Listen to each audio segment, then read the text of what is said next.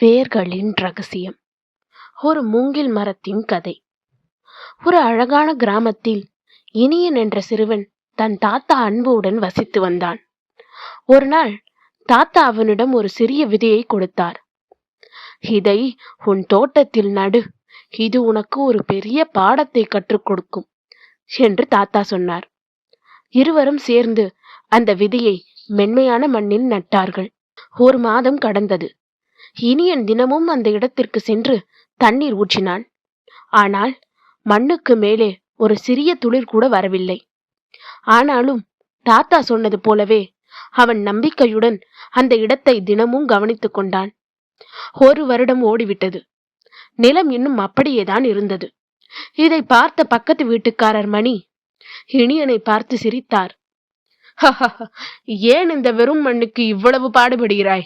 இதில் எதுவும் வளராது என்று கேலி செய்தார். 3 ஆண்டுகள் முடிந்தன.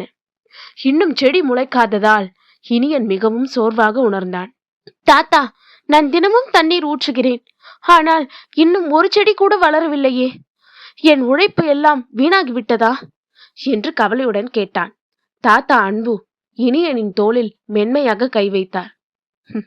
மகனே, வெளியே எதுவும் தெரியாவிட்டாலும் பூமிக்கு அடியில் அந்த விதை தன் வேர்களை மிகவும் ஆழமாகவும் பலமாகவும் பரப்பிக் கொண்டிருக்கிறது. அந்த வேர்கள் தான் அதன் உண்மையான பலம் என்று அன்புடன் விளக்கினார். 5வது ஆண்டு பிறந்தது. ஒரு நாள் அதிகாலை இனியன் தோட்டத்திற்கு சென்றபோது ஆச்சரியத்தில் உறைந்து போனான். இத்தனை காலம் வெறும் மண்ணாக இருந்த இடத்தில் ஒரு சிறிய அழகான பச்சை துளிர் மண்ணை பிளந்து கொண்டு வெளியே தலை நீட்டி இருந்தது. அதன் பிறகு நடந்ததெல்லாம் ஒரு மாயாஜாலம் போல இருந்தது.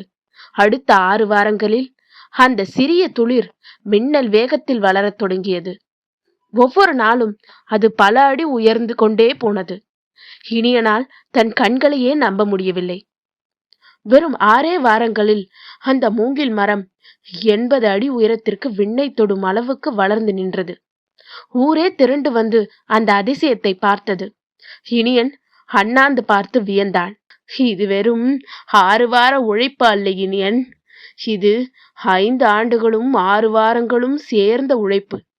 அந்த 5 ஆண்டுகள் அது தன் வேர்களை பலப்படுத்தவில்லை என்றால் இப்பொழுது இவ்வளவு உயரமாக அதனால் நிற்க முடியாது என்றார் தாத்தா. இனியன் இப்போது ஒரு பெரிய உண்மையை புரிந்து கொண்டான். நாம் செய்யும் உழைப்புக்கு உடனடி பலன் கிடைக்காவிட்டாலும் அது வீணாவதில்லை. நாம் நமக்கான அடித்தளத்தை அமைத்துக் கொண்டிருக்கிறோம். ஒரு நாள் நாமும் உயரும் பொழுது அந்த வளர்ச்சி அனைவரையும் வியக்க வைக்கும். நன்றி.